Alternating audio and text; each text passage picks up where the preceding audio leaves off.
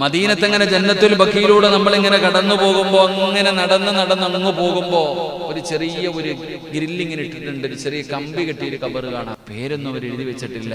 ആരുടെ ഖബറാ? മഹാനായ സയ്യിദുനാ ഉസ്മാൻ ഇബ്നു അഫ്ഫാൻ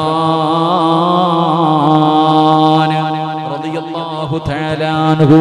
സാധാരണ ഒരു സ്വഹാബിയല്ല, നെഞ്ചത്തേക്ക് ഖുർആൻ ചേർത്ത് വെച്ച സ്വഹാബി. മരിക്കുന്ന സമയവും ശത്രുക്കളെ വീടിനകത്തേക്ക് ഇരച്ചു കയറിയിട്ട് ഉസ്മാൻ റളിയല്ലാഹു തആല അൻഹുവിന്റെ ശരീരം മുഴുവനും വെട്ടി നുറുക്കുമ്പോ അതാ മുസല്ലയിലിരുന്ന് ഖുർആൻ ഓതുകയാണ്. ആ ഓതിക്കൊണ്ടിരുന്ന പരിശുദ്ധമായ ഖുർആൻ, ആ പാരായണം ചെയ്തുകൊണ്ടിരുന്ന പരിശുദ്ധമായ ഖുർആൻ നെഞ്ചിലേക്ക് ചേർത്ത് പിടിച്ച സ്വഹാബി അല്ലാഹുവേ, ഉസ്മാൻ തങ്ങളുടെ ശരീരത്തിൽ നിന്ന് വെട്ടുകൊണ്ടിട്ട് രക്തം ഇങ്ങനെ വീഴുകയാ. ഉസ്മാൻ തങ്ങൾ നോക്കുന്നു, അല്ലാഹ് എവിടെയാണ് വീണത്? എന്റെ രക്തമേതായത്തിന്റെ മുകളിലാണ്, എന്റെ രക്തമേതായത്തിന്റെ മുകളിലാണ്.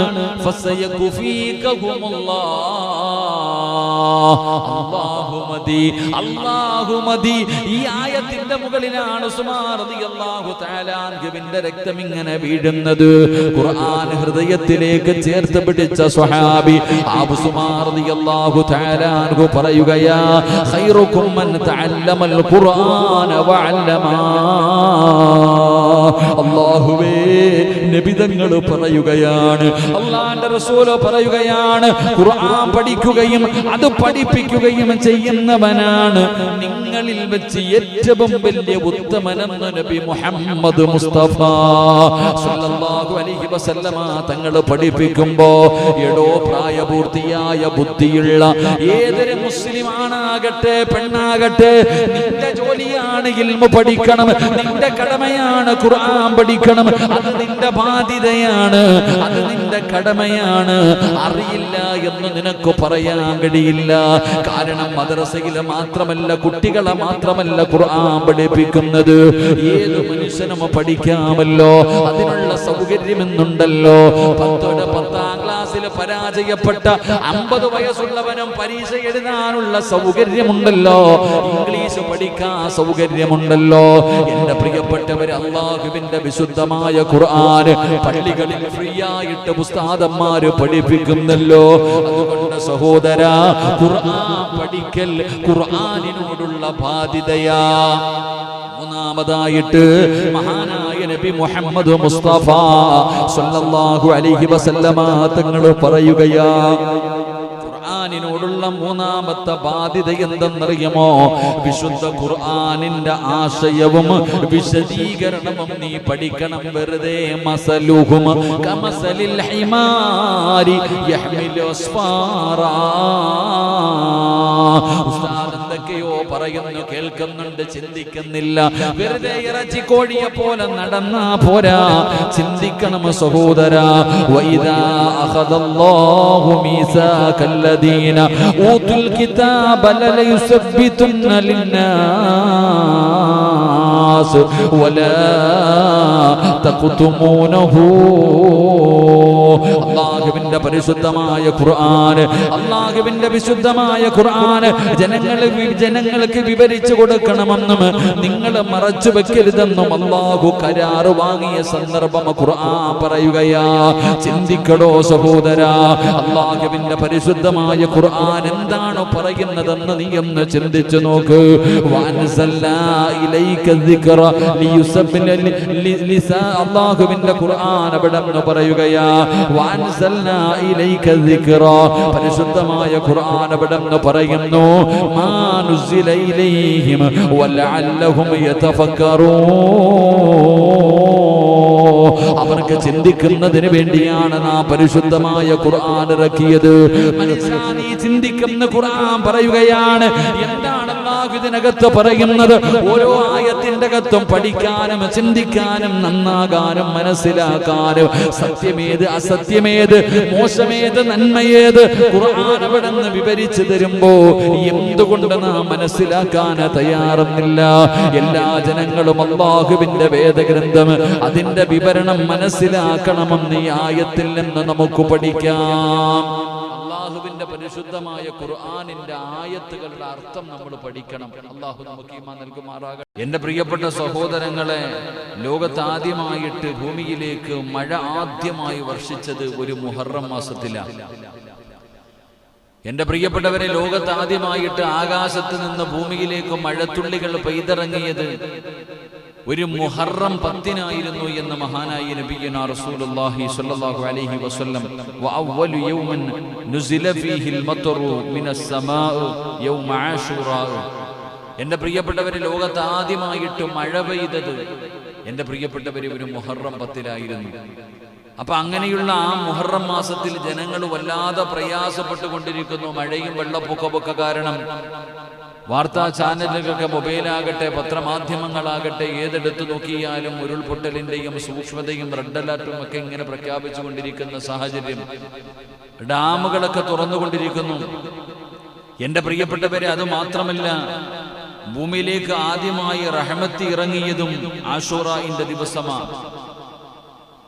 മഴ വലിയ അനുഗ്രഹമാണ്. നമ്മൾ മനസ്സിലാക്കേണ്ടത് അള്ളാഹുവിന്റെ വലിയൊരു അനുഗ്രഹമാണ് മഴ. അത് അള്ളാഹുവിന്റെ വലിയൊരു അനുഗ്രഹമാണ്. ഭൂമിയിലെ ജീവന്റെ നിലനിൽപ്പ് മഴയെ കേന്ദ്രീകരിച്ചുകൊണ്ടാണ്. പല കാര്യങ്ങളും, വെള്ളമില്ലെങ്കിൽ, മഴയില്ലെങ്കിൽ നമ്മൾ എന്തു ചെയ്യും? മനുഷ്യന്റെ ജീവിതത്തിന് അത് വളരെ പ്രയാസകരമായ കാര്യമാകും. അവന്റെ മുന്നോട്ടുള്ള ജീവിതത്തിൽ അത് വലിയ പ്രയാസമാകും. എന്റെ പ്രിയപ്പെട്ട സഹോദരങ്ങളെ, കാരണം ശുദ്ധജലം ലഭ്യമാകുന്നില്ലെങ്കിൽ, മനുഷ്യന് കുടിക്കുവാൻ വെള്ളം കിട്ടുന്നില്ലെങ്കിൽ പിന്നെ എന്ത് ജീവിതമാണ്? അപ്പൊ അള്ളാഹുവിന്റെ വലിയൊരു അനുഗ്രഹമാണ് മഴ.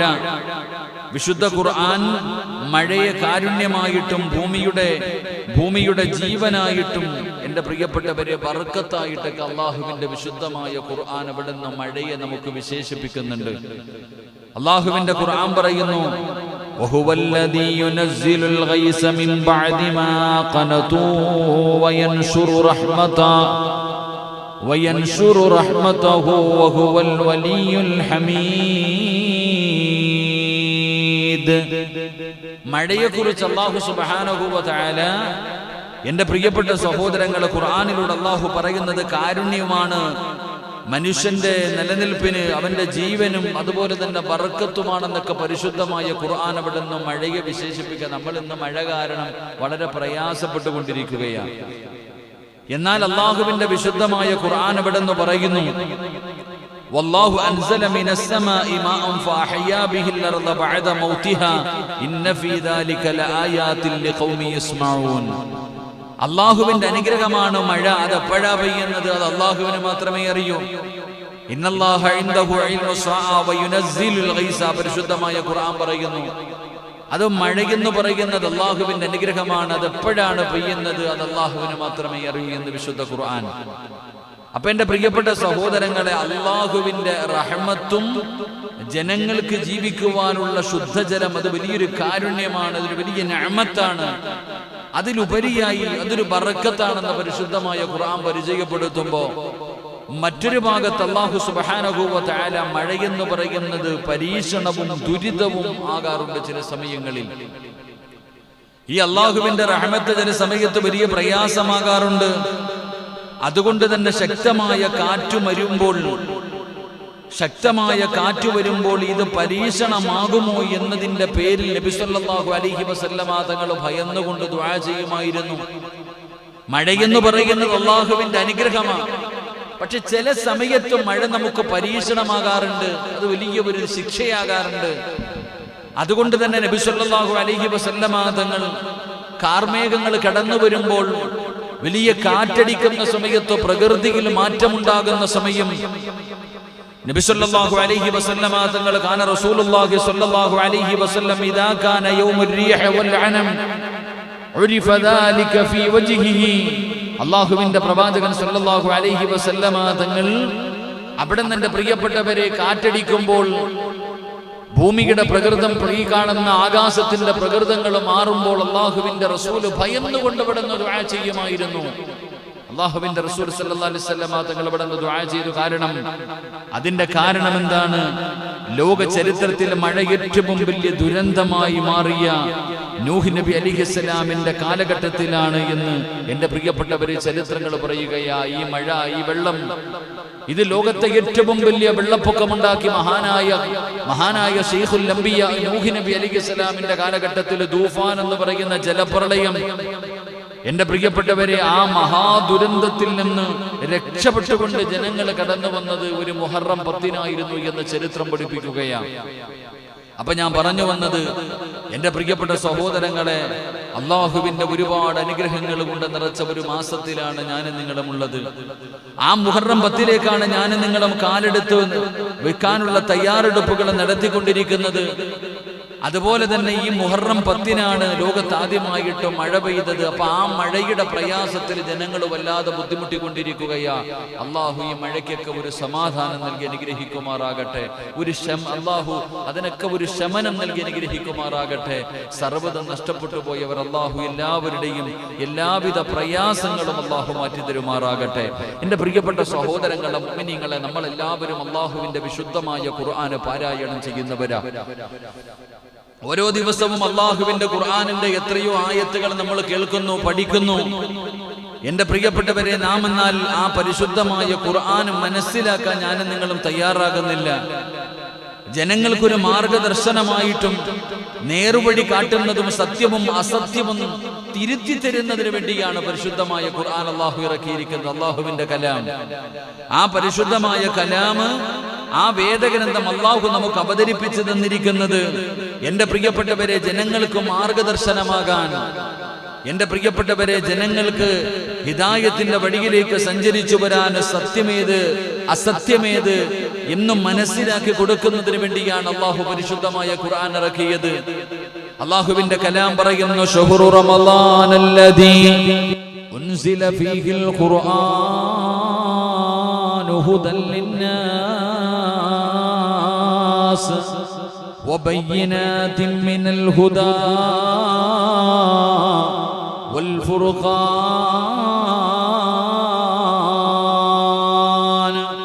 അല്ലാഹുവിന്റെ പരിശുദ്ധമായ ഖുർആൻ ജനങ്ങൾക്ക് മാർഗദർശനമായി കൊണ്ടും നേർവഴി കാട്ടുന്നതും സത്യവും അസത്യവും വേർതിരിച്ച് കാണിക്കുന്നതിനാണ് അല്ലാഹുവിന്റെ പരിശുദ്ധമായ ഖുർആൻ അവിടെ നിന്ന് ഇറക്കിയതെന്ന് പരിശുദ്ധമായ ഖുർആൻ അവിടെ നിന്ന് പരിചയപ്പെടുത്തുമ്പോൾ എന്റെ പ്രിയപ്പെട്ടവരെ,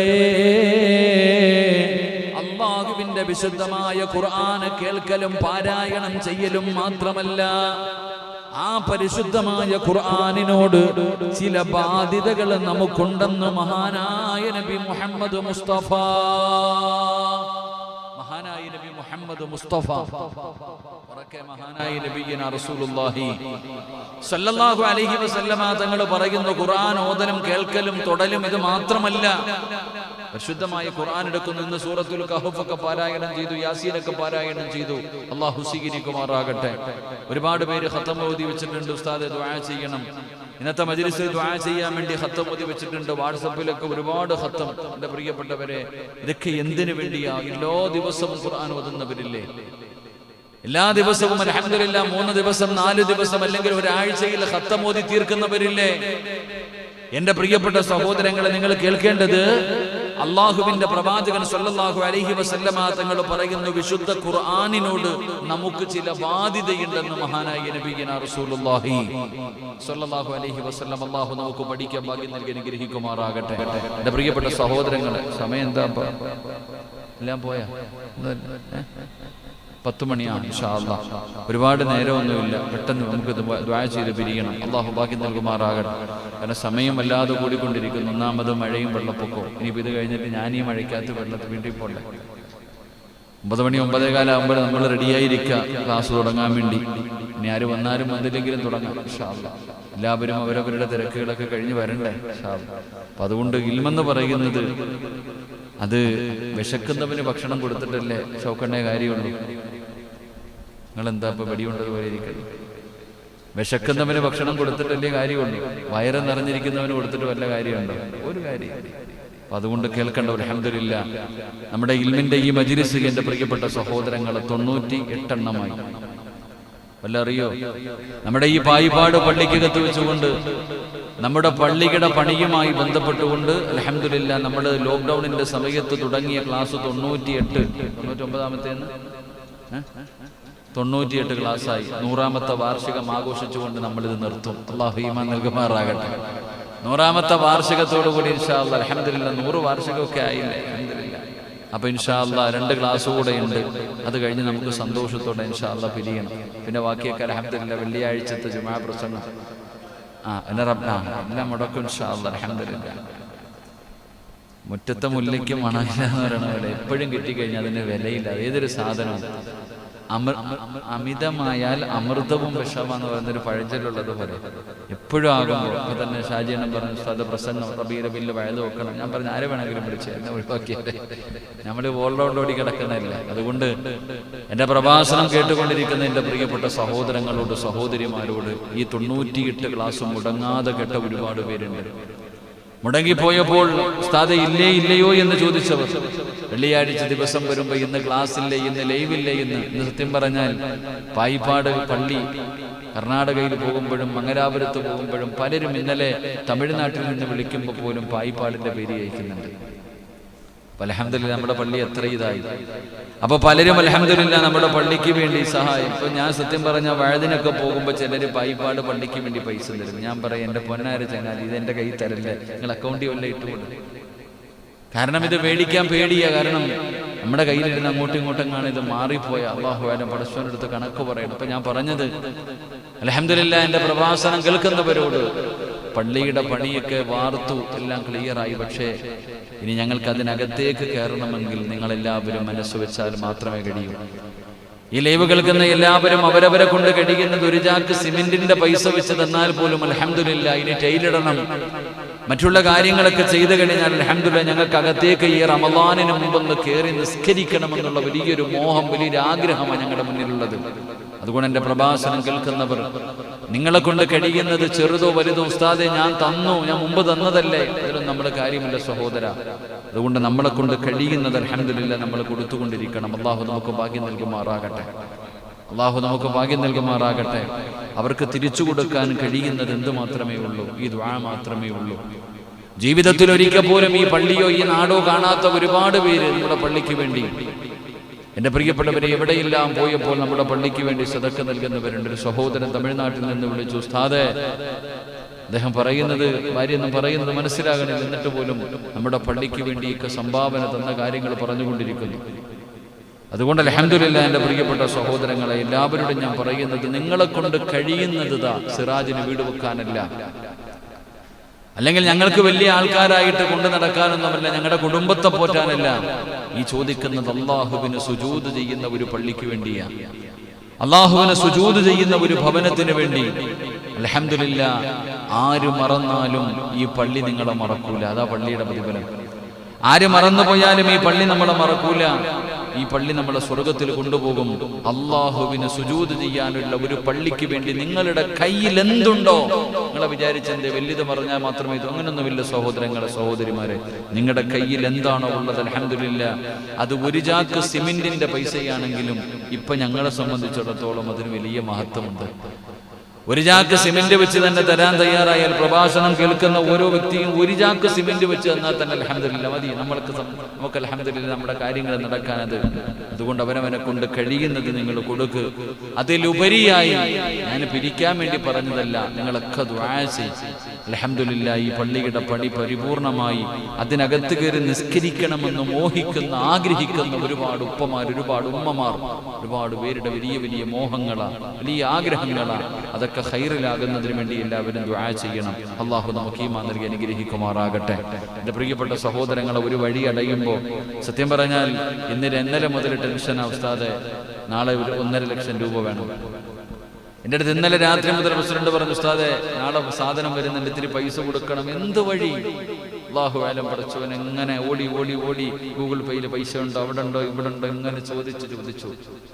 പക്ഷേ എൻ്റെ പ്രിയപ്പെട്ടവരെ ഈ പള്ളിക്ക് എന്തോ ഒരു പവറുണ്ട്. കാരണം പൈസയുടെ ആവശ്യം വരുമ്പോൾ, ഞാൻ വെള്ളിയാഴ്ച ജുമായ്ക്ക് വരുമ്പോൾ നമ്മുടെ ചേട്ടൻ വന്നിട്ട് പറയും, ഉസ്താദെ സിമെന്റ് ഇന്നും കൂടെ ഉള്ളൂ, കമ്പിയില്ല, അതില്ല, ഇതില്ല എന്ന് പറയും. പക്ഷെ ആരെയെങ്കിലും അല്ലാഹു കൊണ്ടെത്തിക്കും. അതാ മനസ്സിലാക്കുന്നത്. ഞാൻ ഇന്നലെയും എൻ്റെ വീട്ടിലിരിക്കുമ്പോൾ എൻ്റെ ഭാര്യയോടൊക്കെ എന്തെങ്കിലും ഒരു വഴി അള്ളാഹു കാണിക്കുന്നു. അപ്പൊ ഇന്ന് രാവിലെ ഇങ്ങനെ ഇരിക്കുമ്പോഴാണ് പടച്ചവനെ, ഞാൻ വണ്ടി വന്നിറങ്ങിയ ഉടനെ നമ്മുടെ നിയാസക്കാടെ പൈസ കൊണ്ടുവന്ന് 1 ലക്ഷം രൂപ കൊണ്ടുവന്നു. അപ്പൊ അൽഹംദുലില്ലാ നാളത്തേക്കുള്ളതായി.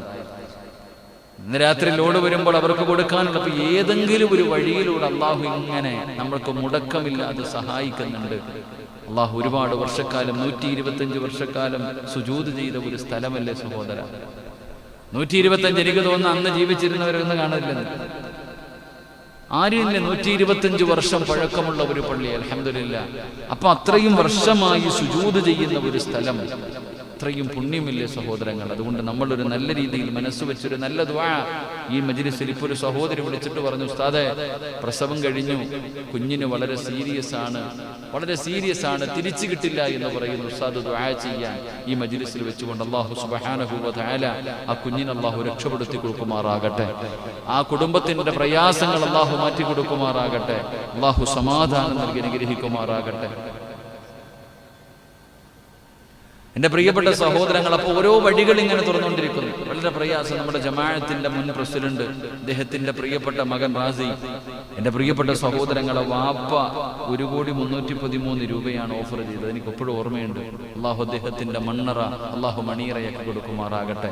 ഇന്ന് ഞാൻ വെള്ളിയാഴ്ച ജുമാ നിസ്കാരം കഴിഞ്ഞ് ഖബർ സിയാറത്തിന് പോകുമ്പോൾ അദ്ദേഹത്തിന്റെ ഖബറിന്റെ മുകളിൽ നിൽക്കുന്ന മൈലാഞ്ചി ചെടിയിലേക്ക് നോക്കി വല്ലാതെ പടർന്നുകൊണ്ടിരിക്കുകയാണ്. അപ്പൊ അൽഹംദുലില്ലാ അദ്ദേഹം ഓഫർ ചെയ്ത നമ്മുടെ പൈസ അത് കഴിഞ്ഞ് പിന്നീടൊരു സമയത്ത് റാസി നാട്ടിൽ വന്നപ്പോൾ പോയി കണ്ടു. സംസാരിക്കുമ്പോൾ പള്ളിയുടെ കല്ല് വാങ്ങുന്നതിന് വേണ്ടി 25 ലക്ഷം വേറെ, അത് പിന്നെ വേറെ എവിടെ വരും, 25 കടന്നതിനെക്കാളും മുകളിലെത്തി. എൻ്റെ പ്രിയപ്പെട്ടവരെ, ഇപ്പൊ ഇത്തിരി പ്രയാസവും ബുദ്ധിമുട്ടുമാണെന്നെങ്കിൽ അതിനെക്കുറിച്ച് സംസാരിച്ചപ്പോൾ ഇത്തിരി കൂടെ പൈസ തരാമെന്ന്. അതൊരു മനസ്സാടോ? ഇതാ മനസ്സിലാക്കണ്ടേ. കൊടുത്താൽ കൂടുകയല്ലാതെ കുറയുകയില്ല. പിടിച്ചു വെക്കുന്നവനാണ് കൊടുക്കാൻ മടി. കയ്യിലുള്ളവനില്ല എന്ന് പറയുമ്പോൾ അദ്ദേഹത്തിന്റെ വലിയ പ്രയാസത്തിന്റെ നടുവിലൂടെ പല വഴികളിലും പല ബുദ്ധിമുട്ടുകളും കഴിഞ്ഞു പോകുമ്പോഴും അള്ളാഹുവിന്റെ പള്ളിക്ക് വേണ്ടി, നമ്മുടെ നാടിന് വേണ്ടി കൊടുക്കണമെന്നൊരു മനസ്സുണ്ടല്ലോ, അതൊരു വല്ലാത്തൊരു മനസ്സാ. എന്താ ചങ്ങാതിക്ക് കൊടുക്കാന്ന് എനിക്കറിയില്ല, എന്താ പറയാന്നറിയില്ല. എന്തെങ്കിലും ഒരു കാര്യത്തിന് വിളിച്ചാൽ ഒന്നിനും വരത്തുമില്ല, ഒഴിഞ്ഞു മാറി ഇങ്ങനെ നടക്കും. ഇൻഷാ അല്ലാഹ് പള്ളിയുടെ ഉദ്ഘാടനത്തിന്റെ വിശിഷ്ട അതിഥിയായിട്ടെങ്കിലും വിളിച്ചിരുത്തണം. അള്ളാഹു നമുക്ക് ഭാഗ്യം നൽകി മാറാകട്ടെ. ഒരു നാട് ആദരിക്കേണ്ട മനുഷ്യനാ. ചെറുപ്രായം, വലിയ വയസ്സൊന്നും ഇല്ലല്ലോ റാസിഖിലെ, വലിയ പ്രായമൊന്നുമില്ല. പക്ഷെ പ്രായമുള്ളവൻ ചിന്തിക്കുന്നില്ല. പ്രായമുള്ളവൻ പൈസ കൊണ്ടുപോയി ബാങ്കിലിട്ടിട്ട് മാസാമാസം കിട്ടുന്നത് കൊണ്ട് ജീവിക്കുന്നു. ആ മനുഷ്യൻ അള്ളാഹു കൊടുക്കുന്നത്, പടച്ചറബ് തരുന്നത് നാനാഭാഗങ്ങളിലേക്ക് ഇങ്ങനെ കൊടുത്തുകൊണ്ടിരിക്കുമ്പോൾ അള്ളാഹു പിന്നെയും പിന്നെയും കൊടുത്തുകൊണ്ടിരിക്കുകയാണ്.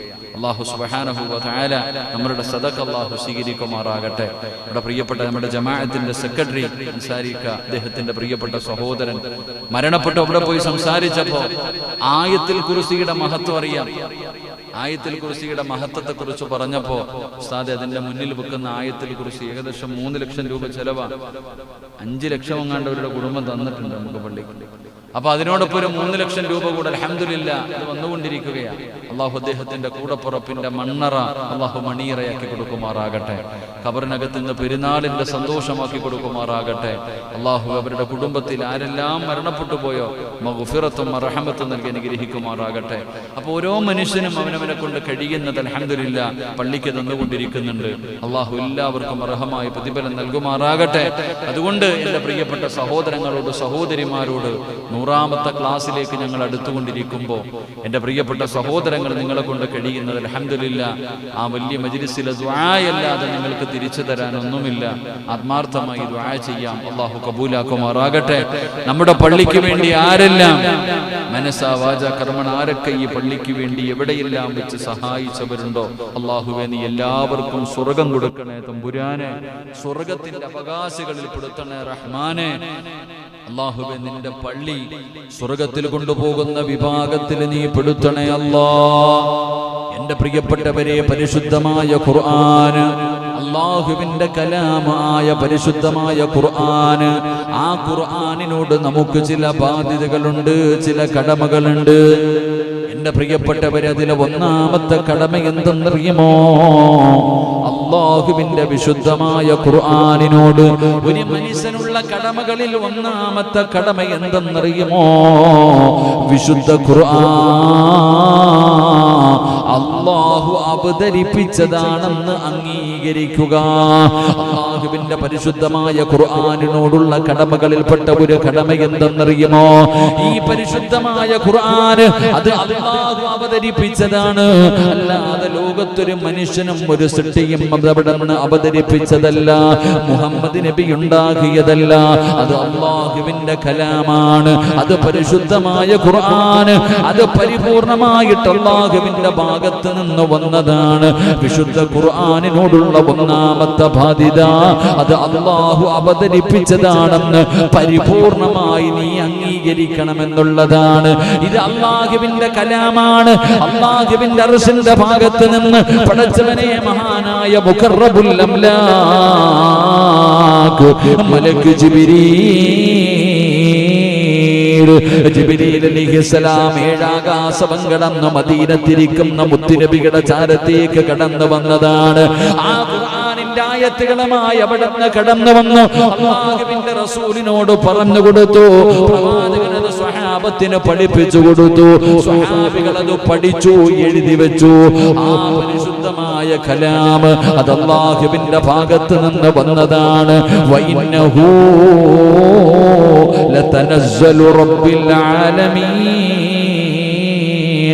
നസല ബിഹി റൂഹുൽ അമീൻ അലാ ഖൽബി ലിതകൂന മിനൽ മുൻദിരീൻ ബിലിസാനി അറബിയ്യിൻ മുബീൻ. എന്റെ പ്രിയപ്പെട്ടവരെ, തീർച്ചയായും അല്ലാഹുവിന്റെ പരിശുദ്ധമായ ഖുർആൻ ലോകരക്ഷിതാവ് അവതരിപ്പിച്ചു തന്നെയാകുന്നു. വിശ്വസ്തനായ ജിബ്രീൽ അലൈഹിസ്സലാമിലൂടെ അത് ഇറങ്ങിയതാണ്. നിന്റെ ഹൃദയം കൊണ്ട് നീ വിശ്വസിക്കണം, നിന്റെ ഹൃദയം കൊണ്ട് വിശ്വസിക്കണം. ഇത് അല്ലാഹുവിന്റെ കലാമാണ്, ഇത് അല്ലാഹുവിന്റെ ഭാഗത്ത് നിന്ന് കടന്നു വന്നതാണ്. ഇത് ജിബ്രീൽ അലൈഹിസ്സലാമിലൂടെ അല്ലാഹു ഇറക്കി തന്നതാണ്. روح القدس من ربك بالحق ليثبت الذين آمنوا وهدى وبشرى للمسلمين. എന്റെ പ്രിയപ്പെട്ടവരെ, റൂഹുൽ ഖുദ്സായ മഹാനായ മുഖറബുൽ അംലാഖ് മലക്ക് ജിബ്രീൽ, ആ ജിബ്രീൽ അലൈഹിസ്സലാമിലൂടെ അല്ലാഹു സുബ്ഹാനഹു വ തആലയുടെ ഭാഗത്ത് നിന്ന് പരിപൂർണമായി അവതരിപ്പിച്ചതാണ് പരിശുദ്ധമായ ഖുർആൻ എന്ന് നീ വിശ്വസിക്കണം. അത് നിന്റെ കടമയാണ്, അത് ഖുർആനിനോടുള്ള ബാധ്യതയാണ്. അല്ലാഹുവിന്റെ വിശുദ്ധ ഖുർആൻ അല്ലാഹുവിന്റെ ഭാഗത്ത് നിന്നാണ് പരിപൂർണമായി ഖുർആനിന്റെ ആയത്തുകൾ ഇറങ്ങിയത്, അല്ലാതെ വേറൊരാളുമില്ല. അല്ലാഹുവിന്റെ റസൂൽ ഓതിയതല്ല, അല്ലാഹുവിന്റെ പ്രവാചകൻ എഴുതിയതല്ല. പരിശുദ്ധമായ ഖുർആൻ അല്ലാഹുവിന്റെ ഭാഗത്ത് നിന്ന് വന്നതാണെന്ന് നീ പരിപൂർണമായി വിശ്വസിക്കണം. രണ്ടാമത്തെ കടമ എന്താ? അല്ലാഹുവിന്റെ വിശുദ്ധമായ ഖുർആനിനോടുള്ള രണ്ടാമത്തെ കടമ എന്താ? ഖുർആൻ പഠിക്കുക. ഖുർആൻ പഠിക്കുക എന്ന് പറയുന്നത് ഖുർആനിനോടുള്ള കടമയാണെന്ന് നബി മുഹമ്മദ് മുസ്തഫ സല്ലല്ലാഹു അലൈഹി വസല്ലമ തങ്ങൾ പറയുകയാണ്. ഖുർആൻ പഠിക്കുക എന്നുള്ളത് ഓരോ സത്യവിശ്വാസികളുടെയും ബാധ്യതയാണ്. ഓരോ ആയത്തിലൂടെയും അല്ലാഹു എന്താണ് പറഞ്ഞിട്ടുള്ളത് എന്ന് നാം അറിഞ്ഞിരിക്കണം, നാം അതിനെക്കുറിച്ച് അറിഞ്ഞിരിക്കണം. അല്ലാഹു പറയുകയാണ്, ഇന്നാ അൻസൽനാഹു ഖുർആനൻ അറബിയ്യാ ലഅല്ലകും തഅഖിലൂൻ. അല്ലാഹുവിന്റെ വിശുദ്ധമായ ഖുർആൻ പറയുകയാ, നിങ്ങൾ ഗ്രഹിക്കുന്നതിന് വേണ്ടിയാണ്. അത് അറബി ഭാഷയിൽ അല്ലാഹുവിന്റെ ഖുർആൻ പറയുന്നു, അറബി ഭാഷയിൽ വായിക്കപ്പെടുന്ന ഒരു പ്രമാണമായിട്ട് നാം അതിനെ അവതരിപ്പിച്ചിരിക്കുന്നത്. അറബി ഭാഷയിൽ നിങ്ങൾക്ക് പഠിക്കാൻ, നിങ്ങൾക്ക് ഗ്രഹിക്കാൻ. അതുകൊണ്ട് അല്ലാഹുവിന്റെ പരിശുദ്ധമായ ഖുർആൻ നമ്മൾ പഠിക്കണം. അവിടെ നിന്ന് പഠിക്കണമല്ലോ. റസൂലുള്ളാഹി തങ്ങൾ പറഞ്ഞല്ലോ, ഖൈറുക്കും മൻ തഅല്ലമൽ ഖുർആന വഅല്ലമാ. ഖുർആൻ പഠിക്കുന്നതിന്റെ ശ്രേഷ്ഠതയെ കുറിച്ച് ഒരുപാട് ഹദീസ് ഹദീസ് പഠിച്ചവരാണ്, അതിന്റെ മഹത്വം പഠിച്ചവരാണ്. ഒരായത്ത് പഠിച്ചാൽ ഒരു സൂറത്ത് പഠിച്ചാൽ ഒരു മനുഷ്യൻ അല്ലാഹു കൊടുക്കുന്ന പ്രതിഫലം എന്താണെന്ന് ഞാനും നിങ്ങളും പഠിച്ചവരാ. മഹാനായ ഉസ്മാൻ റളിയല്ലാഹു തആല അൻഹു നിവേദനം ചെയ്യുകയാ, അല്ലാഹുവിന്റെ റസൂൽ സ്വല്ലല്ലാഹു അലൈഹി വസല്ലമ തങ്ങൾ പറയുന്നു, ഖുർആൻ പഠിക്കുകയും അത് പഠിപ്പിക്കുകയും ചെയ്യുന്നവനാണ് നിങ്ങളിൽ ഏറ്റവും ഉത്തമനെന്ന് മഹാനായ നബി മുഹമ്മദ് മുസ്തഫ സല്ലല്ലാഹു അലൈഹി വസല്ലമ തങ്ങൾ പറയുകയാ, ഖൈറുക്കും മൻ തഅല്ലമൽ ഖുർആന വഅല്ലമ. ആരാ പറഞ്ഞു തരുന്നത്? മദീനത്ത് ചെല്ലുമ്പോ അല്ലാഹുവിന്റെ പ്രവാചകൻ സല്ലല്ലാഹു അലൈഹി വസല്ലമ തങ്ങളുടെ റൗള ശരീഫ് കഴിഞ്ഞ് പടച്ചവനെ അങ്ങ് പുറകിലേക്ക് നടന്നു പോകുമല്ലോ, ജന്നത്തിൽ ബഖിയ കാണാൻ, ജന്നത്തിൽ ബഖിയ സിയാറത്ത് ചെയ്യാൻ. അല്ലാഹുവേ, മഹദിയായ ഫാത്തിമ ബീവി റളിയല്ലാഹു തആല അൻഹ, അല്ലാഹുവിന്റെ പ്രവാചകന്റെ മക്കള്, പടച്ചവനെ അവിടുത്തെ ഭാര്യമാര്, അവിടുത്തെ സ്വഹാബത്ത്, അല്ലാഹുവിന്റെ റസൂലിന്റെ കുടുംബക്കാര് കിടക്കുന്ന ജന്നത്തുൽ ബഖിയ എന്ന് പറയുന്ന ഖബർസ്ഥാനിലേക്ക് കടന്നു പോകുമ്പോ പടച്ചവനെ ഇങ്ങനെ അറബികൾ ഇങ്ങനെ നമ്മളെ ഇങ്ങനെ പറഞ്ഞു വിടുകയാണ്. ജന്നത്തുൽ ബഖിയിലൂടെ നടന്ന് ഇങ്ങനെ ഒരുപാട് ഭാഗങ്ങൾ ഇങ്ങനെ കമ്പി വെച്ച് മറച്ചു വെച്ചിരിക്കുകയാ. ഫാത്തിമ ബീവിയുടെ ഖബർ കാണാ, അല്ലാഹുവിന്റെ റസൂലിന്റെ കൊച്ചുമക്കളുടെ ഖബർ കാണാ, അല്ലാഹുവിന്റെ റസൂലിന്റെ ഭാര്യമാരുടെ ഖബർ കാണാ, അവിടുത്തെ സ്വഹാബത്തിന്റെ ഖബർ കാണാ. അവിടെയൊക്കെ ഇങ്ങനെ മറച്ചു വെച്ച് നമ്മളെ ഇങ്ങനെ പായിക്കുകയാണ്. അവരിങ്ങനെ നമ്മളവിടെ കൂടി നിൽക്കാതെ ഇങ്ങനെ പറഞ്ഞു വിടുമ്പോ ആ ഖബർസ്ഥാനിലൂടെ ഇങ്ങനെ നടക്കുകയാണ്. ജന്നത്തുൽ ബഖി എന്ന് പറയുന്ന അല്ലാഹുവേ, ഈ ഭൂമിയിലെ സ്വർഗമുണ്ടല്ലോ, എത്ര വലിയ ഭാഗ്യമുള്ളവർ മാത്രമാണ് അവിടെ കിടക്കാൻ ഭാഗ്യം കിട്ടുന്നത്. ആ ജന്നത്തുൽ ബഖിയിലെ ഒരു 6 അടി മണ്ണ് അത് എല്ലാവർക്കും ലഭിക്കുന്ന ഒരു മരണമല്ല, ഒരു കാര്യമല്ല. കാരണം എന്തെന്നറിയുമോ? മനിസ്തതായമൂതു ഫിൽ മദീന. അല്ലാഹുവിന്റെ റസൂൽ പറയുകയാ, ആരെങ്കിലും മദീനയെ സ്നേഹിച്ചാൽ, ഏതെങ്കിലും ഒരു മനുഷ്യന്റെ മദീനയെ സ്നേഹിച്ചാൽ, ആ മദീനയിൽ വന്ന് ആരെങ്കിലും മരണപ്പെട്ടാൽ വജബതു ലഹു ശഫാഅതി, ഞാനവനെ ശഫാഅത്ത് ചെയ്യുമെന്ന് ആദരവായ പ്രവാചകൻ നബി മുഹമ്മദ് മുസ്തഫ സല്ലല്ലാഹു അലൈഹി വസല്ലം തങ്ങൾ പറയുന്നു. അല്ലാഹു മദീനത്ത് ചെന്ന് മരിക്കാൻ അല്ലാഹു ഭാഗ്യം തരുമാറാകട്ടെ. ആമീൻ പറയടോ. അല്ലാഹു അവിടെ ഒരു 6 അടി മണ്ണ് നൽകി അനുഗ്രഹിക്കുമാറാകട്ടെ. പ്രതിഫലം എന്താ? ആരെങ്കിലും എൻ്റെ നാടിനെ സ്നേഹിച്ച് എൻ്റെ നാട്ടിൽ വന്നു മരണപ്പെട്ടാൽ, ആരെങ്കിലും മദീനയെ സ്നേഹിച്ച് മദീനയിൽ വന്ന് മരണപ്പെട്ടാൽ വജബതു ലഹു ശഫാഅത്തി, അവനെ ഞാൻ കൊണ്ടുപോകും സ്വർഗത്തിൽ. അല്ലാഹു നമുക്ക് ഭാഗ്യം നൽകുമാറാകട്ടെ. അതുകൊണ്ടാ പോയി കാണണം എൻ്റെ പ്രിയപ്പെട്ട സഹോദരങ്ങളെ. നമുക്കതുകൊണ്ട് അല്ലാഹു തന്നിരിക്കുന്ന സമ്പത്ത് പോയി കാണണം. നമ്മൾ എന്തിനാ ഇങ്ങനെ കെട്ടിവെച്ചുകൊണ്ടിരിക്കുന്നത്? എൻ്റെ പ്രിയപ്പെട്ട സഹോദരങ്ങളെ, നബിതങ്ങൾ പറഞ്ഞല്ലോ, എൻ്റെ ഖബർ സിയാറത്ത് ചെയ്യും. മൻ സാറ ഖബരി വജബതു ലഹു ശഫാഅത്തി. ഷൗക്കണ്ണം പോയിട്ടുണ്ടോ ഉംറയ്ക്കോ ഹജ്ജിനോ? ഷാജിക്ക അൻസാരിയാണ്. എന്തിനാണ്? സുബ്ഹാനല്ലാഹ് ഇരിക്കുന്നു. എന്തിനാ നിങ്ങൾ പോയിട്ടുണ്ടോ പ്രസിഡന്റ്? നബി തങ്ങൾ പറഞ്ഞെന്തെന്നറിയോ? എൻ്റെ ഖബർ ആരെങ്കിലും സിയാറത്ത് ചെയ്താൽ, വാപ്പാടെ ഖബറിൽ പോകുന്നില്ല പിന്നെ ഇല്ലേ, എൻ്റെ ഖബർ ആരെങ്കിലും സിയാറത്ത് ചെയ്താൽ ഞാൻ കൊണ്ടുപോകും അവനെ സ്വർഗത്തിൽ. അല്ലാഹു ഭാഗ്യം നൽകുമാറാകട്ടെ. അതാ മനസ്സിലാക്കേണ്ട. അല്ലാഹു ഭാഗ്യം തരുമാറാകട്ടെ. എൻ്റെ പ്രിയപ്പെട്ട സഹോദരങ്ങളെ, പോകണം അവിടൊക്കെ. ഞാനിപ്പോൾ ഈ റമദാനിൽ ഉംറയ്ക്ക് പോയപ്പോൾ പടച്ചോനെ, കഅബാലയത്തിന്റെ മുറ്റത്ത് എന്നപ്പോൾ എല്ലാം മറച്ചു വെച്ചിരിക്കുക. കഅബ ഒന്ന് തൊടാൻ പറ്റുന്നില്ല, ഹജറുൽ അസ്വദ് ഒന്ന് മുത്താൻ പറ്റുന്നില്ല. വലിയ വിഷമം. എപ്പോൾ പോയാലും അതിലൊന്ന് മുത്തും, എപ്പോൾ പോയാലും കഅബയുടെ കില്ലയും പിടിക്കും, ഹജറുൽ അസ്വദ് മുത്തും. ഹജ്ജിന് പോയപ്പോൾ പോലും അല്ലാഹു എനിക്കതിനുള്ള ഭാഗ്യം നൽകി. അല്ലാഹു സ്വീകരിക്കുമാറാകട്ടെ. പക്ഷെ ഈ റമദാൻ മാസത്തിൽ ഉംറയ്ക്ക് പോയപ്പോൾ ഇതൊന്നും കഴിഞ്ഞില്ല. അൽഹംദുലില്ലാഹ് ഇപ്പൊ ഹജ്ജൊക്കെ കഴിഞ്ഞു, എല്ലാം ഇങ്ങനെ തുറന്നുകൊണ്ടിരിക്കുക. അപ്പോൾ ഒന്ന് പോയി തൊടണമെന്ന് വലിയൊരാഗ്രഹം. പരിശുദ്ധമായ കഅബ എപ്പോഴാണെന്ന് അറിയില്ലല്ലോ, മനുഷ്യന്റെ മരണമല്ലേ. ഒന്ന് പോയിട്ട് അൽഹംദുലില്ലാഹ്. ഇപ്പൊ കൊറോണയൊക്കെ മാറിയില്ലേ, എന്താ പന്നിപ്പനിയും മറ്റേ പനിയൊക്കെ അല്ലേ, അതൊക്കെ പോട്ടെ. അപ്പൊ അതൊക്കെ തുറന്ന് ഓപ്പണായി കഴിഞ്ഞപ്പോൾ അൽഹംദുലില്ലാഹ് ഒന്ന് പോകണമെന്നുള്ള വലിയൊരു ആഗ്രഹത്തോടു കൂടി ഇൻഷാ അല്ലാഹ്. നമുക്ക് പിന്നെ റബീഉൽ അവ്വലിൽ പോകാൻ പറ്റത്തില്ലല്ലോ, മൊത്തം വഴുതല്ലേ. അപ്പൊ ഇൻഷാ അല്ലാഹ് അടുത്ത മാസം ഒരു ഉംറയ്ക്ക് പോകണമെന്ന് ആഗ്രഹമുണ്ട്. ലീവൊക്കെ തരണം കേട്ടാ. അടുത്ത മാസം അൽഹംദുലില്ലാഹ് അള്ളാഹു അനുഗ്രഹിച്ച പോയി ഉംറ ചെയ്യണം. അള്ളാഹു ഭാഗ്യം നൽകുമാറാകട്ടെ. സഫർ മാസമല്ലേ, സെപ്റ്റംബർ മാസത്തിൽ വലിയ തിരക്കൊന്നുമില്ല, ഓണത്തിന്റെ സമയം, വലിയ തിരക്കൊന്നുമില്ലാതെ ആ സമയത്ത് അൽഹംദുലില്ലാഹ് ഒന്ന് പോകണമെന്ന് മനസ്സിൽ ആഗ്രഹിക്കുന്നുണ്ട്. അൽഹംദുലില്ലാഹ് അള്ളാഹു ഒരു വഴി തുറന്നു തരുമാറാകട്ടെ. ആമീൻ പറ. പായിപ്പാടുന്ന ആരെങ്കിലുമൊക്കെ ഉണ്ടാവണം കേട്ടോ. ചുമ്മാ കമ്മിറ്റിക്കാരൊക്കെ ഇറങ്ങി ചുമ്മാ വായിക്കാൻ ഇറക്കാതെ എല്ലാത്തിനെയും ആ റൂമിനകത്തുനിന്ന് അടിച്ചിറക്കി പൂട്ടണം. എല്ലാത്തിനും അതിനകത്ത് എന്തോ കൂടിയിട്ടുണ്ടെന്നാ തോന്നുന്നത്. എല്ലാ കമ്മിറ്റി ഓഫീസ് പൂട്ടിയിട്ട് എല്ലാത്തിനും ഉംറയ്ക്ക് പറഞ്ഞു വിടണം. അൽഹംദുലില്ലാഹ് ഒരു വണ്ടി ഇവിടെ നിന്ന് വിളിച്ചിട്ട് ഇൻഷാ അല്ലാഹ് സൗകണ്യം വരുന്നു. ഞാൻ ഉംറയ്ക്ക് പോകുന്നുണ്ട് ഇൻഷാ അല്ലാഹ് അൽഹംദുലില്ലാഹ്. പായിപ്പാട് നമ്മുടെ വയറിങ്ങിന്റെ ആൾക്കാരൊക്കെ കേൾക്കുന്നുണ്ടല്ലോ, ഭാര്യ മക്കളായിട്ടും പോണ്ട, ഉംറയ്ക്ക് പോണ്ടേ?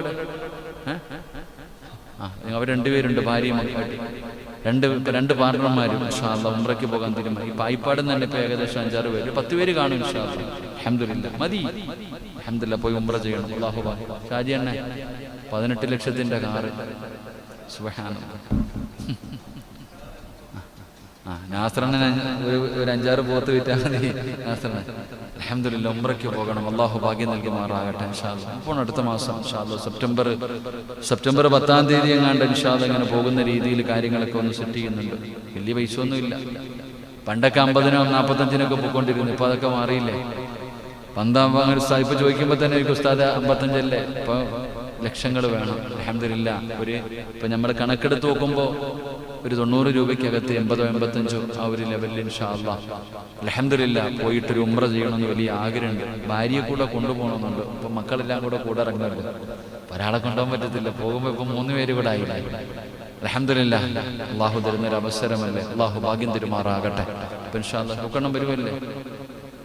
ഷൗക്കണ്ണ ഉംറയ്ക്ക് വരുന്നില്ലേ?